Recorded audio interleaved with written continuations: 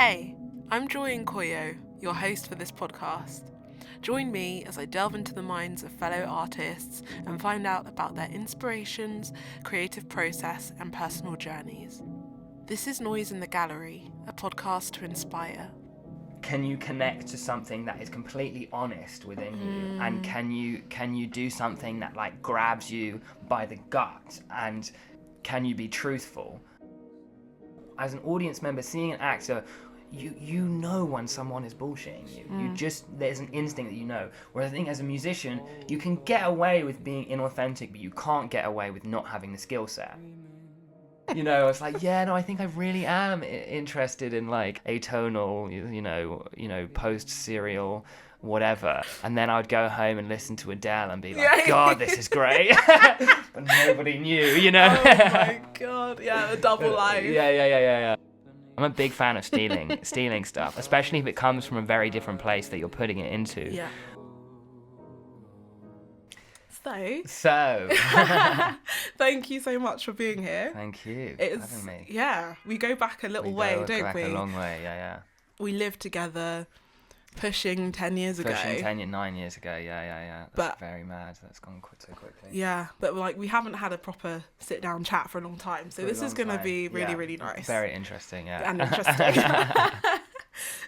How do you remember sort of studying, because we were both studying composition at Trinity? Yeah. Do you ever think about it much? I think about it all the time. No, I actually do, because I think I feel bad, but I might throw some shade on Trinity if that's all right. Go for it. But don't hold back. Just that I think a lot of what there were some things that was amazing about that music college, and there were some things that I think a lot of what I did afterwards was almost like a direct reaction against the kind of what I felt were the philosophies of that course, and what I felt were the ideas that were being subtly pushed onto us a little bit.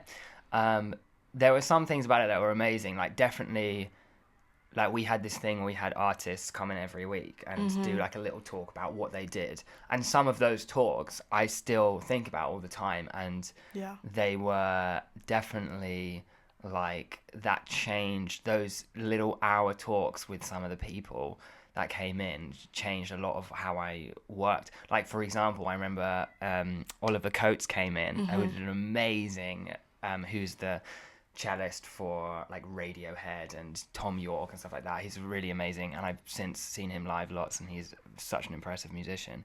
And he did this thing with Ableton, you playing cello and using Ableton. And since then, I am an Ableton. That's become such a big part of what I do, is like using Ableton Live to do interesting live performances with live electronics and all that stuff.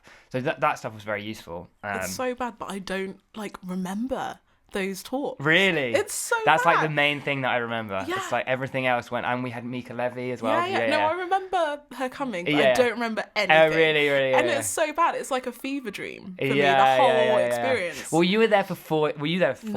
No, you weren't. I left the year after you. No way. Yeah. That's so funny that I don't know that. Because we both left. Okay. So Michael like jumped ship, and I just jumped ship remember after the first year. Yeah. feeling utterly jealous, and I just knew at that point.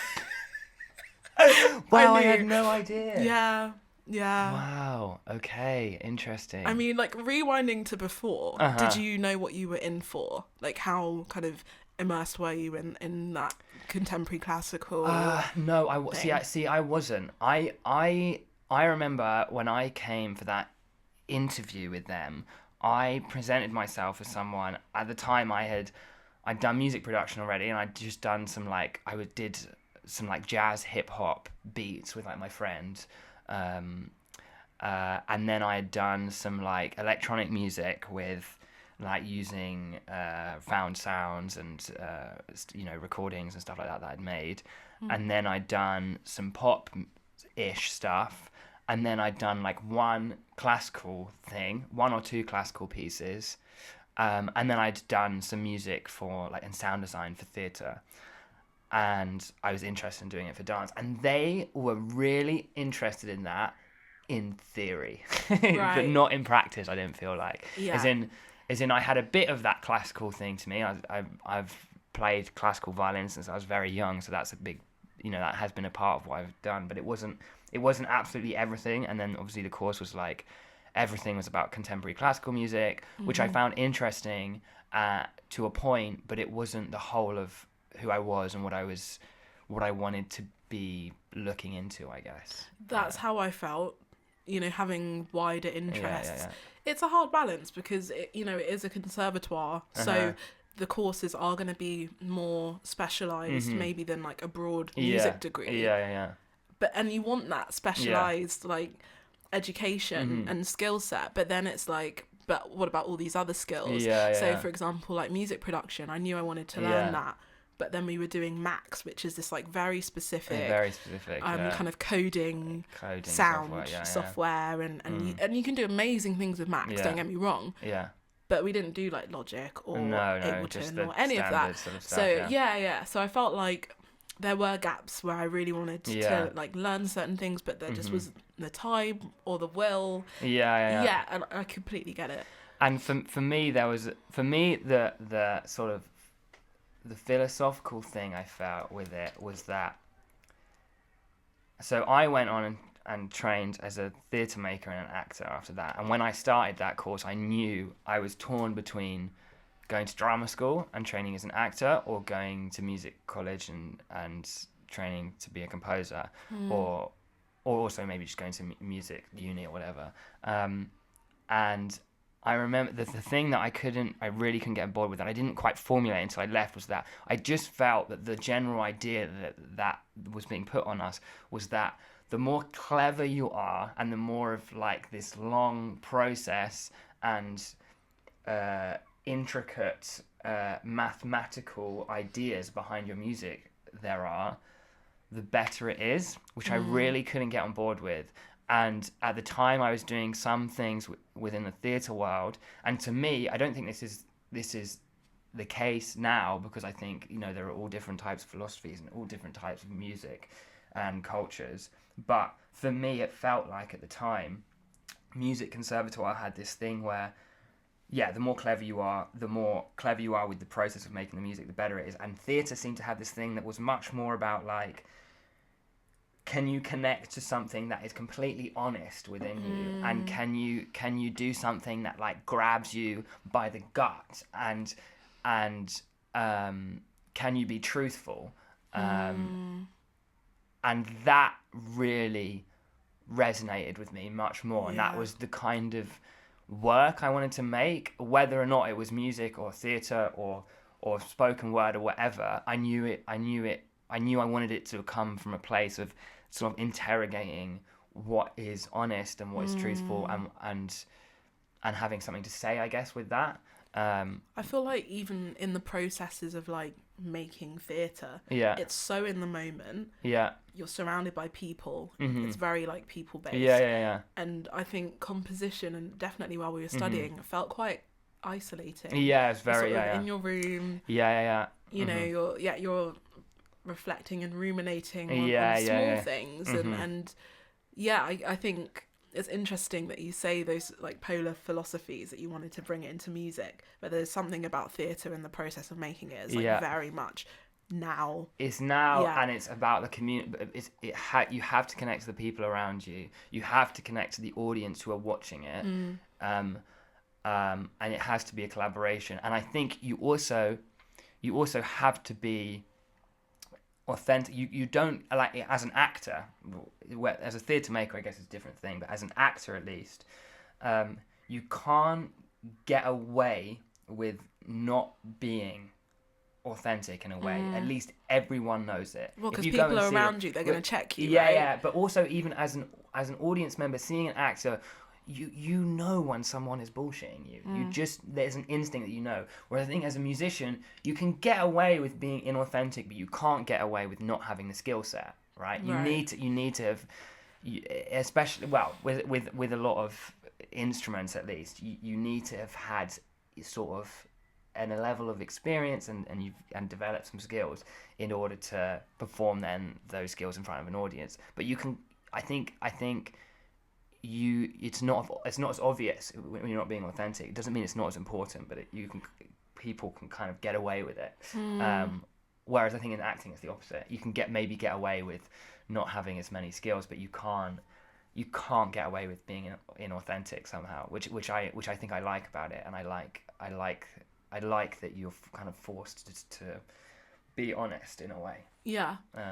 Was it East 15 you yeah, went to? So I went to East 15 and I did a course called Acting and Contemporary Theatre, which is like a kind of course for people who both make stuff and also want to perform as well. So that's what was suited to me, and I've always had this thing of knowing I wanted to perform and make things simultaneously, I guess. Yeah, I remember you kind of, even back then, wanting to be an actor musician. Yeah. And I wonder, like, how much your dreams have shifted, really. Yeah. Still very much, like, I'm that's as lost as I was. I've gained no wisdom, honestly. No, I honestly, because I think, funny enough, I'm in a process in the last few months of also trying to go back to trying to do everything. Since I was young, I've always been someone who's just had temporary obsessions, and I have always been interested in trying to engross myself in loads of different types of art. You know, I've done film music, I've done sound design for theatre, I've made my own album as a singer-songwriter, I've acted in stuff. You in a band? I was in a band, yeah. As a music producer, I've played violin and stuff, and I've tried, I think with my own music, I tried for the last, maybe over the pandemic, it kind of made sense to try and just be like, right, I'm just going to be a singer-songwriter who makes my own music. And I've enjoyed doing that, but I think I'm experimenting now with like just going back to seeing what happens if I try and do everything again, because I think that has always been who I am. It's very chaotic being like that, because you've got to go from, you know, like even now, like yesterday I was auditioning for a play that's happening in June. I've got to be an actor and recite a poem, and then today I'm doing a podcast about, you know, writing music, and then, you know, you've got to keep going between these different things. But I think if I can just accept the chaos a bit, I think it is what excites me, being able to jump between these different things. If I can get a handle on it, which I'm not sure I can. Yesterday, I was auditioning for a play that's happening in June. I've got to be an actor and recite a poem. And then today I'm doing a podcast about, you know, writing music. And then, you know, you've got to keep going between these different things. But I think if I can just accept the chaos a bit, I think it is what excites me, being able to jump between these different things. If I can get a handle on it, which I'm not sure I can. But yeah, I've gone through stages of focusing on one thing and then being manic again, basically. Yeah. It first came about when I read this book that I'm sure lots of people will know, called How Not to Be a Boy by Robert Webb. And then which is about basically him growing up and realizing how masculinity had something to do with how the portrayal of masculinity in society and passed on through his own father and from the people around him had something to do with stopping him from dealing with his own mental health. Right. There's also this strange fact that male suicide is the highest cause of death for men under the age of 49, right?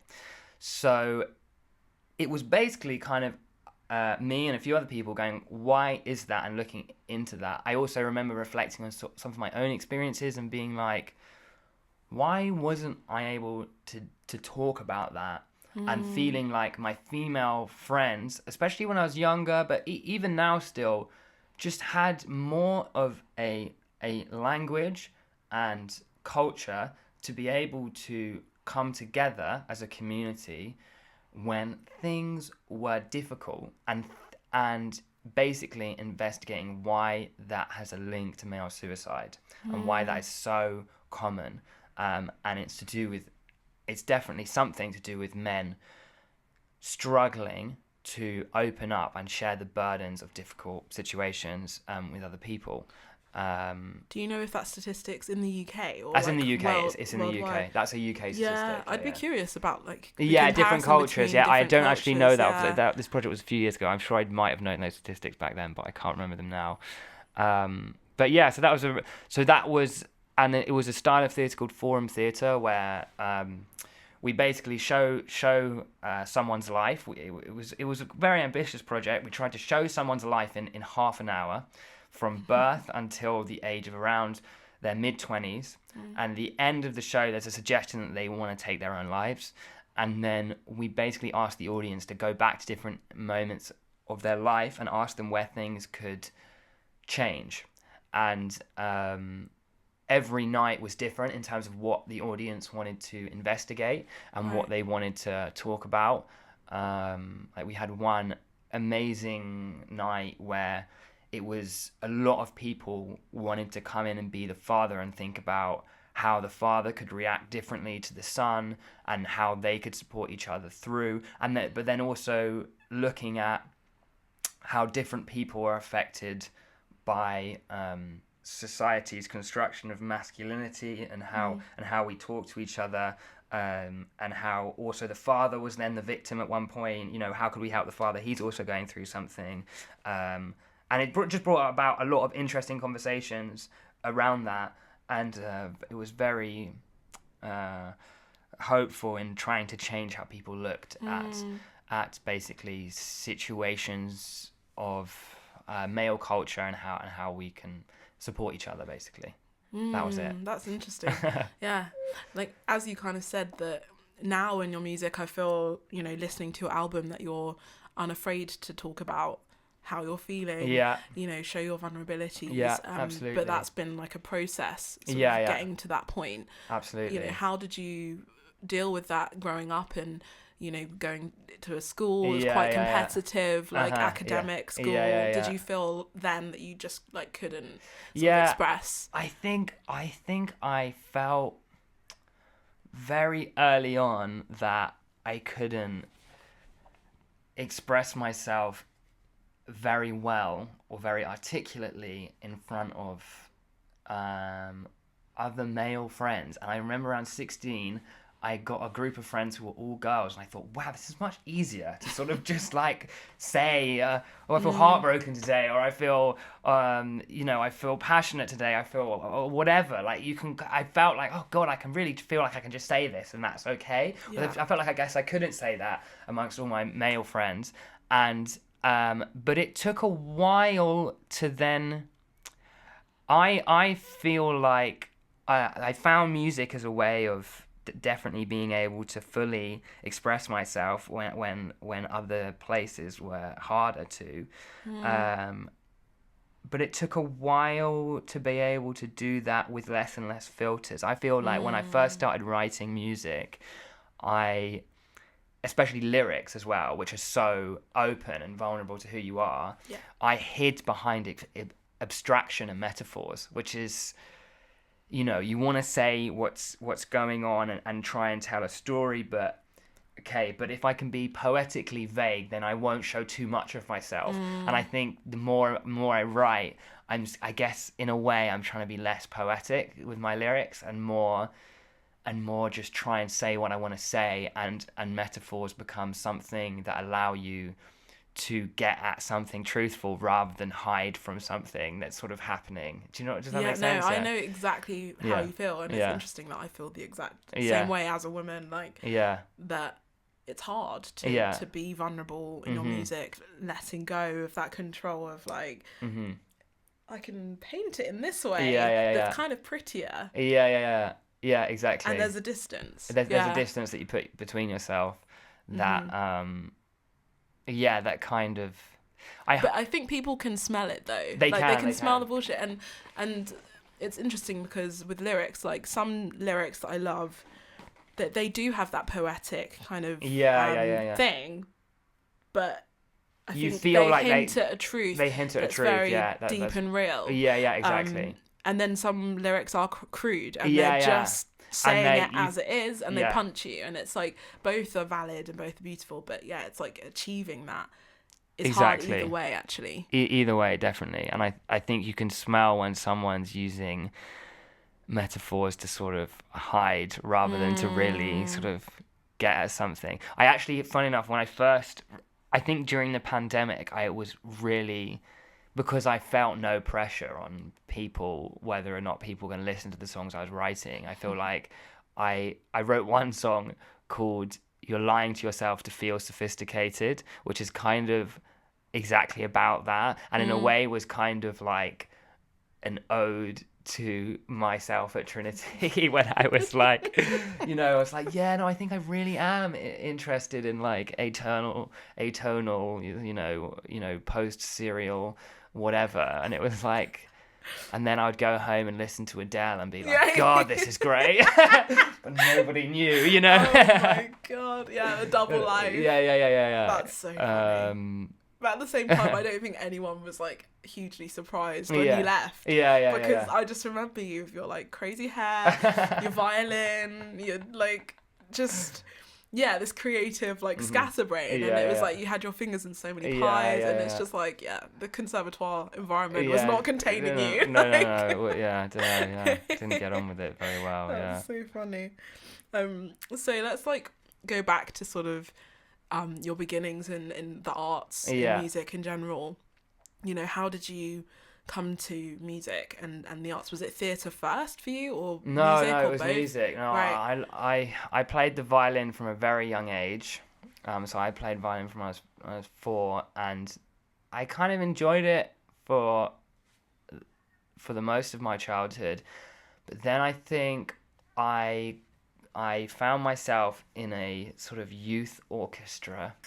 And I tell you what, I hated it so much. It was like, I remember just like, I knew I had to try it out because that's like what you do when you play the violin a lot, and you got to join the local orchestra. And I hated it so much. I just felt like, I've never actually really connected to orchestral music that much. What? Yeah, I know. I've really never gotten on board with it that much, and I think there was something about being like on the probably part vanity, which was like being on like the 5th row of the violins, following this conductor. It just felt like a dictator. I was just like, there's no self-expression here. I'm just like, if I stopped playing, would people like really notice? Would anybody notice? And I think that was my like 15-year-old sort of brain going, no, I just, and it just felt like I just had to, the most important thing was just following everyone else really precisely. And I couldn't get on board with that. It's crazy. I just had such the opposite experience. Really? Because I played violin. I was horrible at it. Because it's really hard. Yeah. If you're good at violin, you're like a very musical person. You have to be. You can't really have that intonation and that. Oh yeah, stuff like that. So props to you. I wasn't great, but I just loved seeing my friends every week. It was a social event, right? I see. So it got to the point where I wouldn't touch the violin all week long. Yeah. Go to orchestra. And I kind of worked my way up over the years, so I became like the leader. Oh wow. I was all right, but it wasn't my thing. I just loved seeing my friends, and I did love that. Just the sound of like everyone playing together. I don't know if it's like my background singing in church and stuff, something like quite unifying about it that I really enjoyed. But the idea of like getting up and playing solo on the violin, it just filled me with absolute horror. So it's really interesting that is very that you interesting. had this like complete opposite experience with it. That is interesting. So you were sort of forced to do this. I was forced to do it, and then the next part of the story features your husband as well.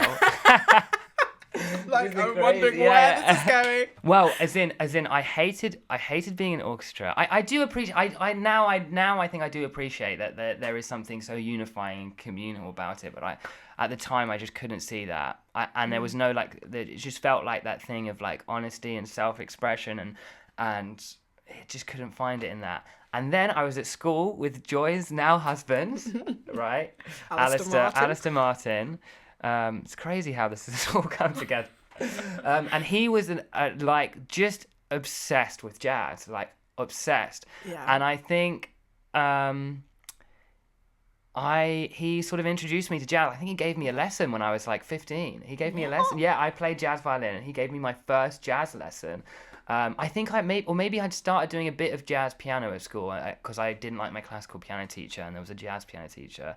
So I went to that, and then Alistair gave me a lesson in jazz violin, and then I think that was the beginning of just trying loads of different stuff to see what I enjoyed. And I knew then that despite, having played violin from the age of 4, that wasn't going to be my life. And so I knew I wanted to try just loads of different stuff. So I first of all tried jazz, and then I tried composing. I found composing at like 15, 16. I started writing music and got really obsessed with that.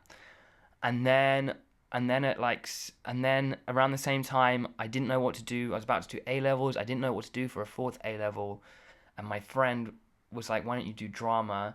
Or no, I said, "Why don't I do drama? I think I've heard that you can do that without having done the GCSE." And my friend took me to the play. She was like, "Well, in order to do drama, you need to audition for the school play so that they know that you can act." And that happened to be the day I mentioned that was the audition for the school play, and she took me along to this school play audition, and I did reasonably well. I almost got the lead part in the play, having never done it. And the guy who I didn't get the lead part to, the guy who got the lead part, is Joseph Quinn, who is the lead now in Stranger Things. No. Yeah. Way. So I mean, I feel alright about it. Yeah, I feel alright about it. That's crazy. I know, yeah. And then I got into theatre and acting and everything, and then by the time I was 18, I was just sort of very manically going between trying to do a bit of jazz, trying to do a bit of classical violin, trying to do a bit of writing music, trying to do a bit of acting, and then also I then did A-level drama, and we devised something. Was obsessed with devising theatre. I thought that was the best thing ever. What does that mean? I mean, I should know what that means, but I don't know. So devising theatre is when you have a group of actors making stuff together. So rather than working with a script, you're working with a load of people who are all pitching in on making the show, right? And then I did a whole degree basically in that. So it's kind of like improv, but then... Kind of. It's the same thing if you have a band, right? And there's not like there might be one person who comes up with the main idea, but you're all pitching in to make the thing. It's the same thing, but with theatre. So everyone's pitching in with the story and then helping to craft the script together. And I thought that was brilliant because it was both like, you got the chance to explore ideas, but it was constantly as part of a community.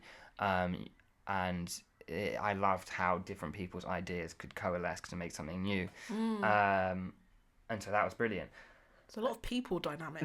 People dynamics, yeah, exactly. So I left school with that, and then it was like, I was assuming it would be a journey of narrowing it down and being like, okay, no, I've done all this different stuff, but now I'm going to do this. But here I am 10 years later, I'm still struggling to make my way around doing various different things and, learning to love and hate that process, basically. I mean, so your album, which you went on to make, does have some spoken word in there. Yeah. You are pulling in... all of your interests into that space, which must have been quite nice. That was very nice. That was definitely very nice. And funny enough, I got into spoken word because when I was at music college, I think there was a moment where I was just like, there was so much pressure from other people. I felt, and I felt like I just couldn't write music for a bit. There was like a few months I was like, I just can't write anything because I can't deal with this. I've never had the idea of someone else like directly being like, is this good enough? But this like these old men saying, well, is this up to scratch? It had always been this like freeing thing to write music for me.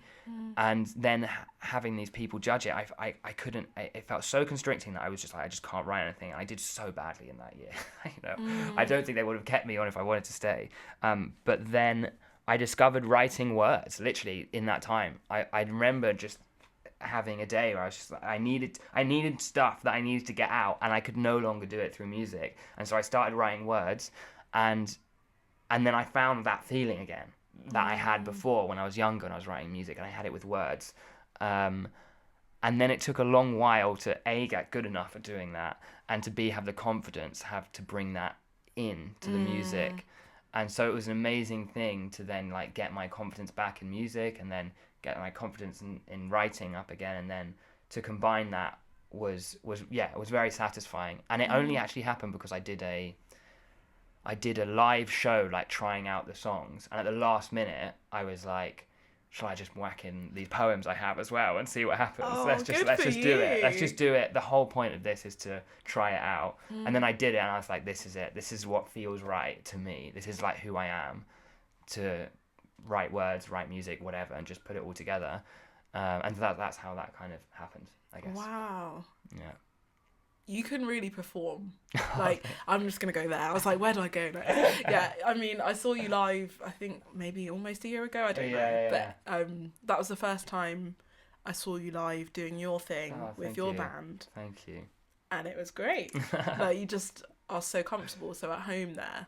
Do you have any, like, rituals or kind of ways of thinking about performing that sort of really work for you and help you like stay grounded in what you're trying to do when you play? I think the main thing is that I found useful in performing my own music is to confront the fear of the audience. And I remember the first time I tried out performing my own music, I remember everyone came, and my music can sometimes be quite dark and slow, and I just remember looking at the ground, singing my song and being like, just feeling this overwhelming feeling of like, I am so sorry, guys, that you're here. Like, I'm so sorry that I've brought you here. I'm just bringing down the mood of this place. And I was performing on my own, mostly. And then when I left drama school, I did a 6-month contract on this like slightly, crazy immersive show, which was basically every 10 minutes a new 12 audience members come in.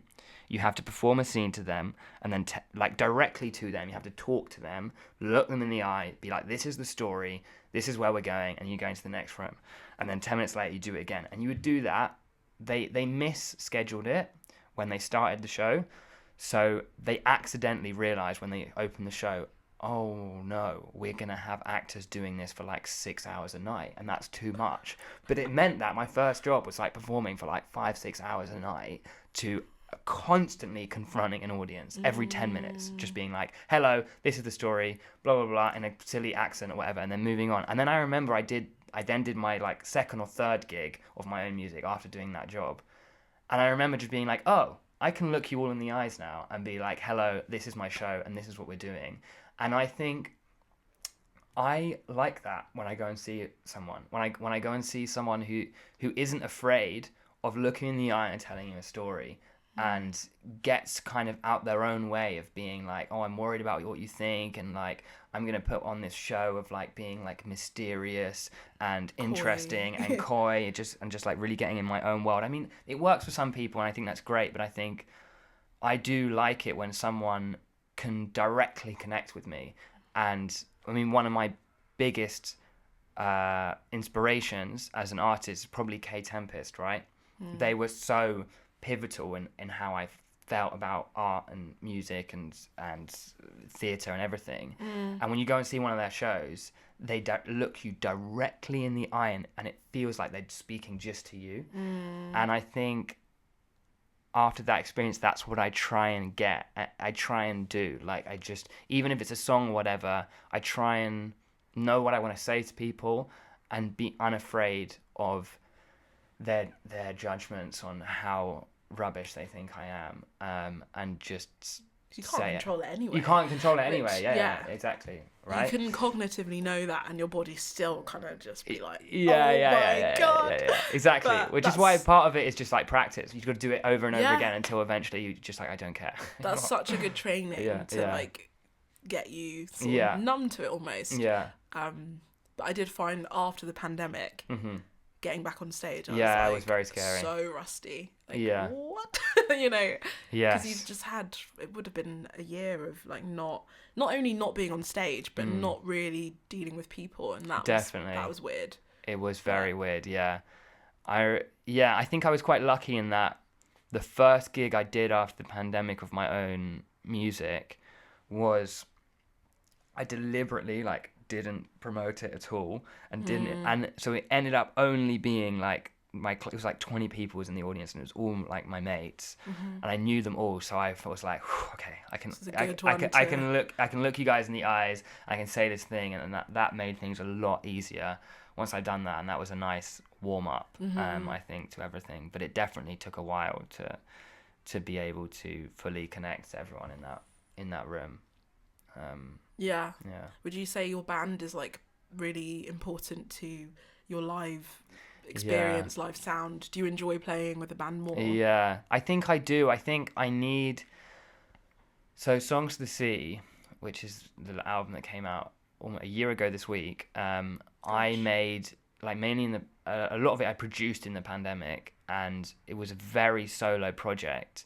It was all written and recorded by myself, and so being able to then share that with the band just felt like so amazing. That's interesting. Yeah, it felt so good to be able to like share, finally, after years of trucking away on my own, to be able to sort of share the burden of telling the story, and also just kind of make it come a bit more alive,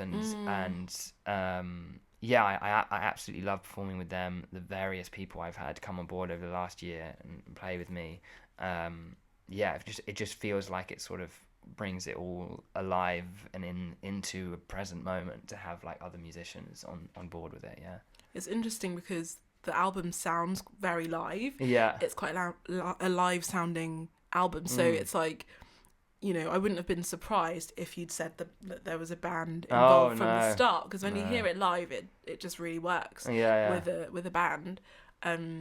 So let's talk about the process, kind of making that in your shed. Yeah, my shed. Do you feel like the shed is such a good symbol? I don't know. It's that isolation. Yeah. That space to work as well. Yeah.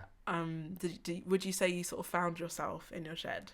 I would say I found myself in the shed, yeah. I mean, I would say that, yeah. I mean, it's definitely like, I feel like the whole process of making music and producing is kind of like, I don't know if it's a bad thing to say, but it's kind of like self-inflicted bipolar, because you have such highs and such lows with it all.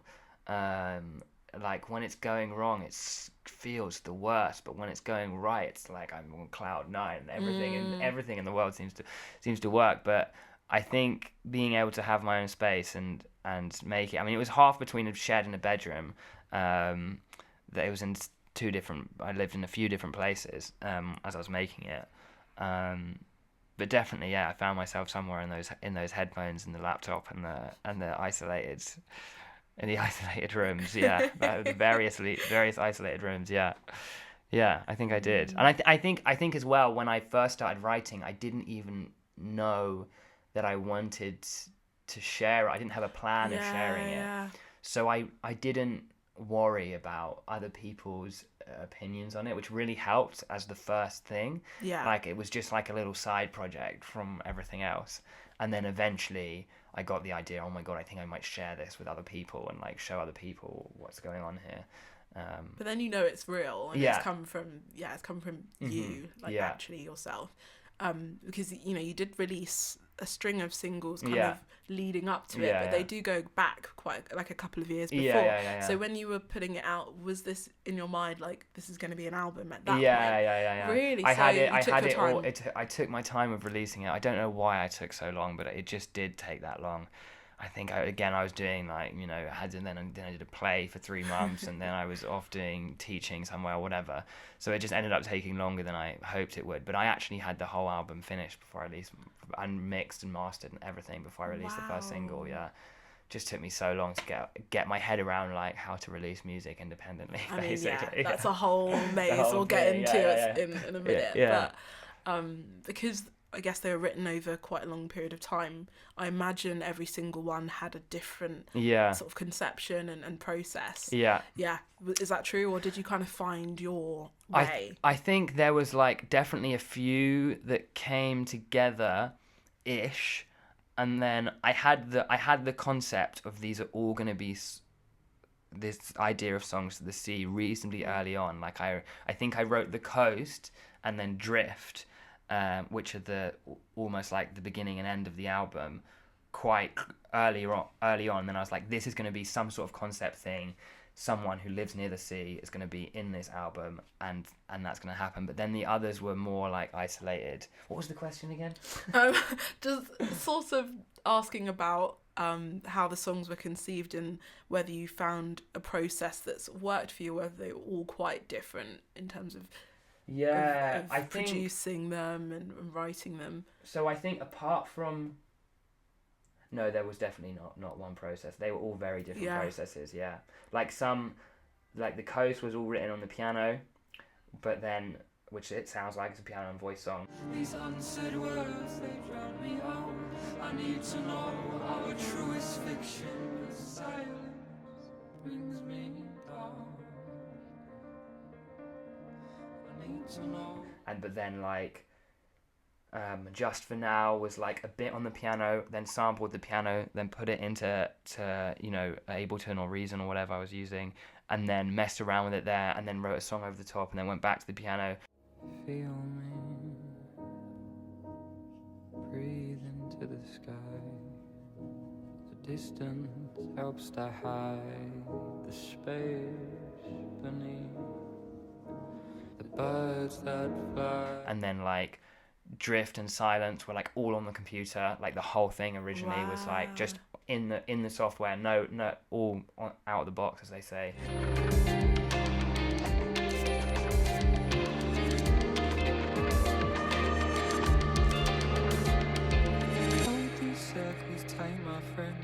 Whispers from their perfect waves. Yeah, it was all different, all completely different. Yes.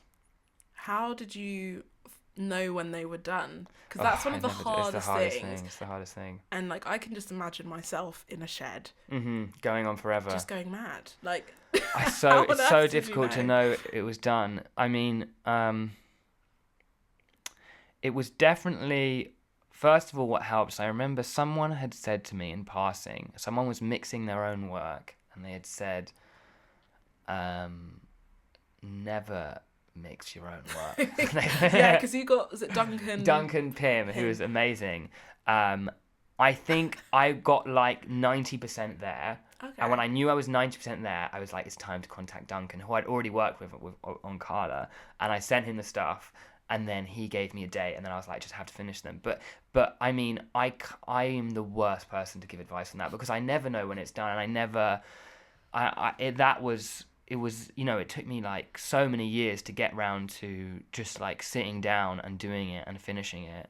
But eventually you do. I mean, a lot of like, I think when you're working on your own so much, if you're not working with other people, then you have to try and reach out to other people in whatever way you can, even if it's just like knowing, okay, next week I'm going to send it to these 3 friends, and I know those 3 friends are, maybe they're other artists, whatever, going to give me their honest opinion. And then I know just trying to involve other people as much as you can is what helped in the end. And just tell other people that you're doing it, so that when they next ask you, you have some sort of accountability to be like, it's happening soon. I know it's been a year since I last said it was coming out next month, whatever, but it's going to happen soon. That's such sound advice. Yeah, I think that's the closest I can as get a solo artist, like it's so easy to get trapped in your own head, or just lose track of the sense of where you're going and the time scale. But it's interesting that you got 90% of the way there, and it was just that little push to like get it mixed, finished. I think what became tricky as well is that it happens over such a long period of time. When you leave too long, you're then, by the time you're getting to the finished stage of like, especially when you produce it, because there was a bit of a process with some of the songs where I wrote them, and then time passed, and then I was like, now I'm going to produce it. But I remember that really happened with Fragments, actually. I wrote that, and then I was like, okay, now I'm going to produce it. And it was like a producer collaborating with a songwriter who was just his previous self from like a year and a half ago or 2 years ago. And sometimes you can kind of you're like, I actually wouldn't write this anymore. And that's really tricky. Yes. But you have to just say, fuck it, and do it. You just have to be like, this doesn't need to be on my laptop forever. Like, art doesn't belong on some hard drive, and it's never going to be perfect. And at some point, you just have to realize that it's never going to be perfect and just let it be and put it out there and know that it represents maybe your previous self, but that's okay. That's okay that it's not representing exactly who you are now. Nothing will quite represent exactly who you are now, because you're constantly changing the idea of what you want to write and whatever. Yeah, it's so true. Like, so many people have sort of said, when I'm like, oh, I love this past project you did, and they're like, I listen to it and cringe now. And it's amazing, like, people who say that, and you sort of think, but that's a really amazing piece of work. Yeah. You're always moving on. You're always sort of thinking about the next thing. You're always, exactly. But I think now I've got a bit of, I think when I first released it, I was more like that, and I found it very difficult to promote, because you sort of have to be telling everyone this is the best thing since sliced bread, whereas in reality it's this lie, because you're actually looking at it and being like, I see every single hole in this. I see everything that I wouldn't do anymore, and actually I'm most aware of its faults now than I ever have been. But I'm not going to mention that. I'm just going to tell you, please download it. Please stream. Please follow me on Spotify or whatever like that. It's this complete lie that you have to tell, which is really difficult. Yeah. How do you navigate that? Because it's such a mindfuck. Like, I think you really have to try and connect to how other people are hearing it for the first time, and also just try and see the positive, find the positives in it, and know what it's good for. But there is a bit of magic, though, I think, that happens when you've been listening to your own work over and over again, you've been listening to the chorus, you've been mixing the hi-hats, whatever, and all these little things, and then you show it to someone else, like just one other person, they put the headphones on, and even if you might not even be listening at the same time, you start to hear it almost like your brainwaves just connect, and you start to hear it how they're hearing it, which is for the first time.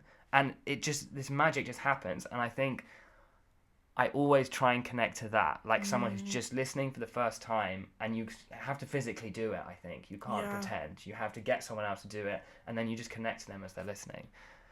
So I think that's the best thing, but I struggle every time. It's never easy. I think, isn't it, I can't remember which artist says this. Someone very famous says, whenever you release an album, a bit of your soul dies in order to do it. Wow, I haven't heard that one. That's dark. Yeah, which I think it does a little bit, because you have to sort of, well, it's not because you accept that you have to accept its failures. Yeah, yeah, you have to accept the failures of it, I think. Okay, that's got more layers than I initially thought. I see that. Yeah, and sort of relinquishing control over it as well. Yeah, definitely. That's really interesting.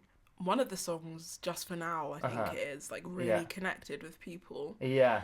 Did you expect it to be that one out of all of them? No, I didn't. I don't think I did, no. But I guess now in hindsight, it maybe makes sense. I love that one. Thank you, yeah. I know, I love it as well. And it was one of the ones that came the lyrics came quite quickly to me on that one, which it didn't happen with any of the other songs. When I do a gig, I always say this, like, all the artists have this amazing story. Every artist has this amazing story where they say, you know, oh, I wrote this in 5 minutes and it just came to me in this strike of inspiration. That never happens to me. Whatever. Yeah, it's like, oh yeah, that came to me, and I was thinking, I just don't have that story. It's always been long and painful, but I do it anyway. But with that one, the lyrics, I mean, it's pathetic that I can only say that for one song. It's only actually a small part of it. The rest of it took ages to write. The production, the chords and everything took ages, but the lyrics came reasonably quickly, and I remember that. And I think maybe that helps with it. And I think I had a really clear idea of the image around the image of what was in my head when I was writing it. And there was also a thing where the mix made such a big difference on that one, which I kind of wasn't expecting, because I think you naturally, when you mix your own stuff, I get self-conscious about vocals, as I think everyone does, and you kind of hide it in reverb or whatever. And I remember hearing it for the first time when Duncan he just took like all the reverb off, put the vocals like straight front and center. And I was like, it made me like scared, but then I was like, had to listen to it a few times, and I was like, okay, no, I think this is good though. I think this is what people want, and this is what connects to people. It's like he really like, I hadn't really heard those vocals like that until he just took everything away and put it front and center, and it felt very scary. But I was so glad I had someone to push me that way when that happened. That's magic though, when someone sees something you can't see. Yeah. And it's that thing, you just have to sort of let it happen. You have to let it happen, definitely. That was very magic when he first sent me that mix. But yeah, no, I had no idea that one would take off. It's been mad how that one is. Someone's got a tattoo of it on their arm. Yeah, I saw that. Someone's done a short film. Someone's done their graduate short film, and Birkbeck has done a short film that is inspired by that song. What? These are like really bucket crazy. list moments. Yeah. It was very amazing. A fan has got lyrics tattooed on their body. That's just amazing. It's very surreal, especially like when I hadn't gigged much, and there was a few bigger reactions to that, because you're just like in your own room, and then someone's like, this really helped me through this time, whatever. It definitely helps a lot. You keep going, when someone says that. So that's been nice. Yeah, it's been nice. It's amazing. Wow. And it's got a really gorgeous music video, and also just the shape of the song. I wanted to comment on that, because it's got such a lovely build. Yeah. Which is an unusual shape for a song. Do you know what that song is actually? Again, is inspired by one of the talks we had, indirectly, one of the talks we had at Trinity, because Oliver Coates, when he came in, he played Messiaen's Quartet for the End of Time with cello and Ableton, which I feel like those 5 minutes changed so much for me. It was just like an astounding performance he did. And that song started off as me wanting to write a song that's based on this movement. Do you know what I'm talking about? It's like this cello solo moment in the quartet for the End of Time. It's just these slow chords and this cello solo over the above that's just like, it's just like heart-wrenching. And it's called like the eternity of something, he labels it. But it's just this really thing of these slow chords and then this cello solo over the top. And I think I started doing these slow chords, and then part of the process was actually just analysing that song, that piece, and trying to, and basically stealing it. I'm a big fan of stealing stuff, especially if it comes from a very different place that you're putting it into. Yeah. So that song was, I've got to pay homage to that big time, because like there is a few chords that are literally direct transcriptions from that song. There was like there's a few like just chord changes that were just like, oh my god, this is amazing, and then I just put it into the key that I was in, and was like, bish bash bosh, take it and steal it. I think nearly everyone would agree that like nothing was that original. Yeah, exactly. What was it Picasso said of like, I think Picasso said, Bowie said it as well. Bowie said it of if something like an imitator copies something, but an artist steals something. It's like there is a process of really robbing it to say like, this is mine, I guess. I think that's what that quote is trying to say, but I definitely think that the willingness to steal things, and especially when you recontextualize them, is something I've always done. And like Drift, for example, the first song on that, I remember hearing a collaboration with Mount Kimby and King Cruel that was like, basically it was like synth and tom drums, and I was like, I'm going to make something with synth and tom drums. I thought it was a really interesting combo of like half electronic, half acoustic. And now the toms are barely audible on Drift, but it still was like that was the first thing that made me want to go, I want to do that, you know. Yeah. I have quite a few songs like that I just want to do something like that and then just see what happens. Yeah, you know? yeah. No, I like that. And, you know, your music, especially live, I noticed it actually more. It has a very like eclectic way about it, where you're unafraid to just take a sound from here, take a sound from there. There was like, I don't know, like an Eastern European vibe in one of your songs or your gigs. I mean, I'm horribly explaining this, but like, where do you find inspiration? Like, you know, have you always felt that you can just mix genres and put them in there? I think it's like slightly overconfident sometimes, that I just sometimes hear something and be like, I can do that. Definitely. I can do that.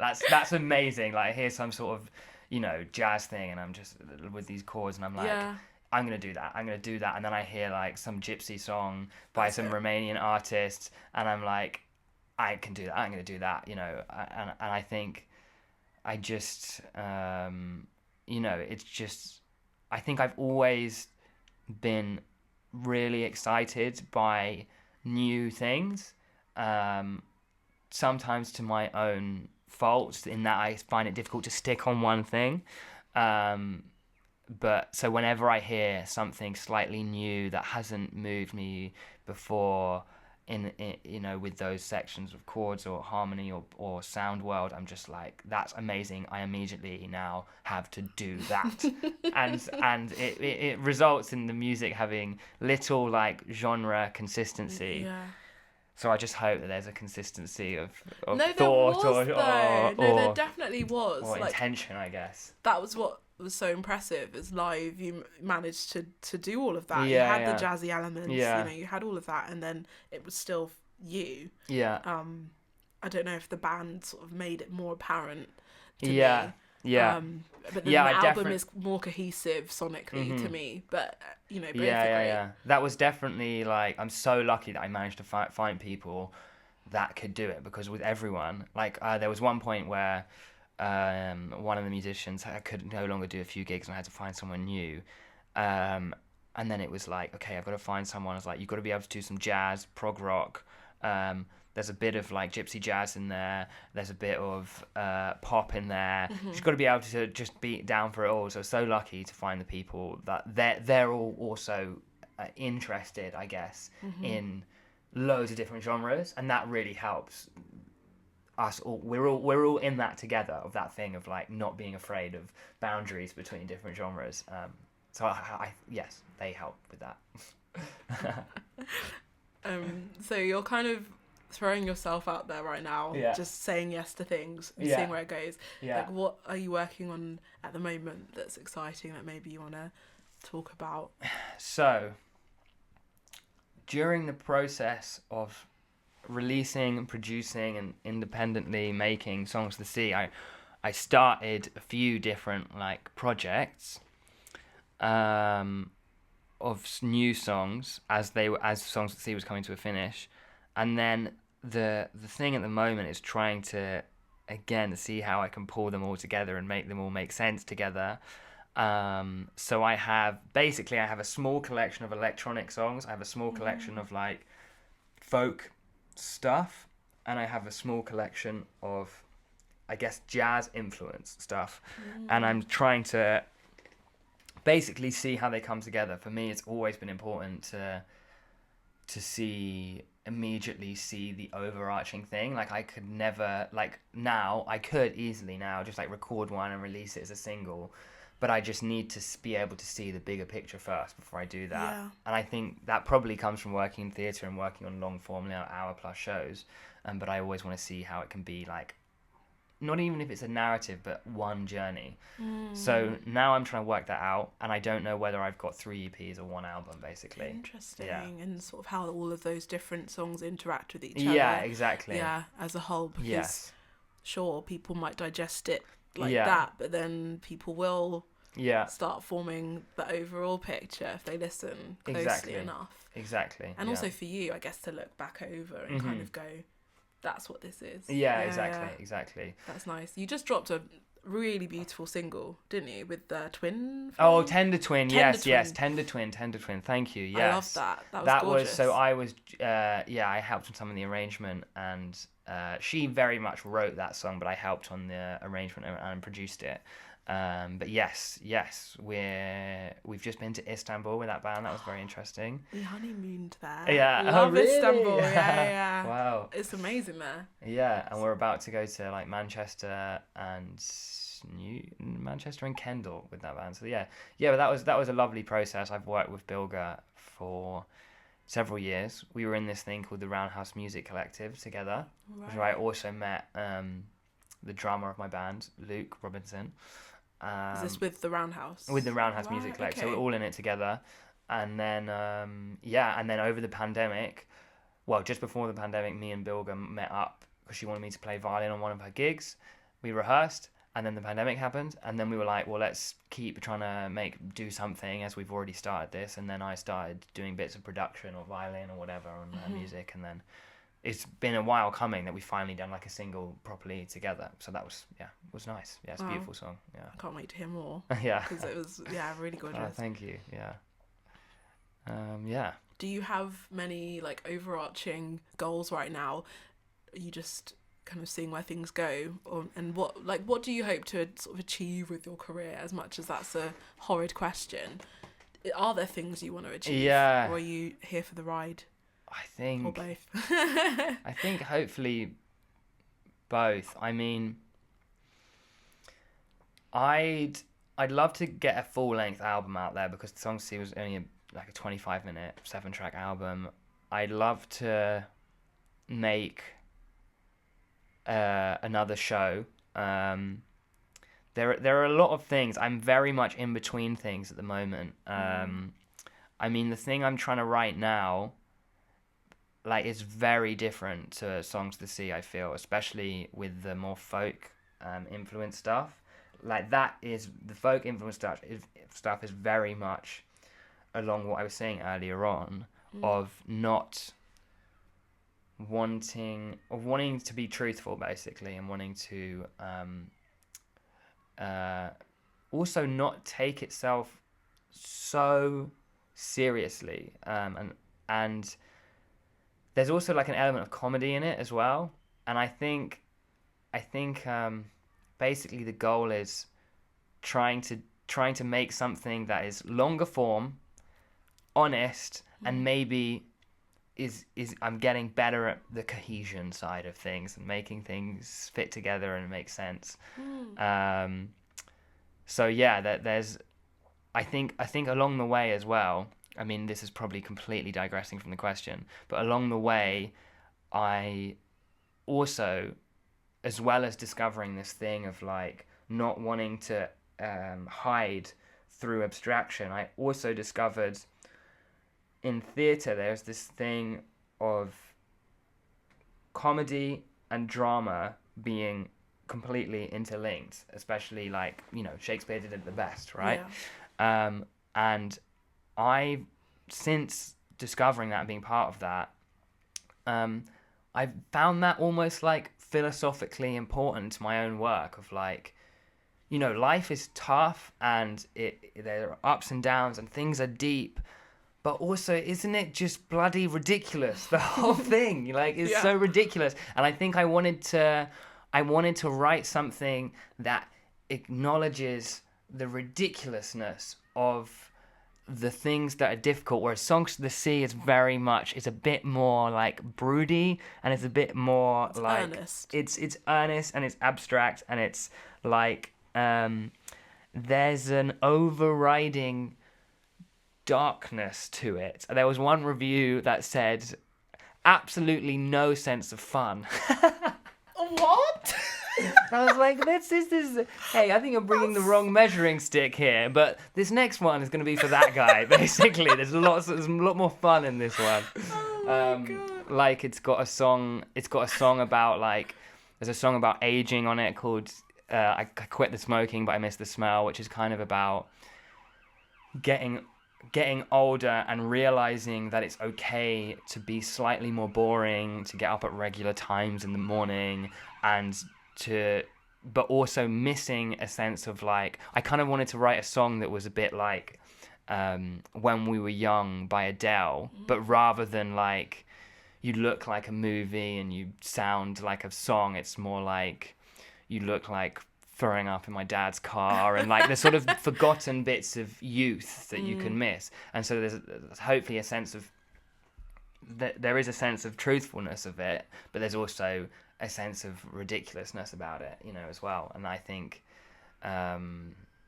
that's what I'm trying to achieve with the next thing. Whether or not I'll get there, who knows? But yeah, you got the aim. I think you played that one at your gig. I played it. Yeah, exactly. Like, so it's completely written. It's completely written. I need to okay. record it. Yeah.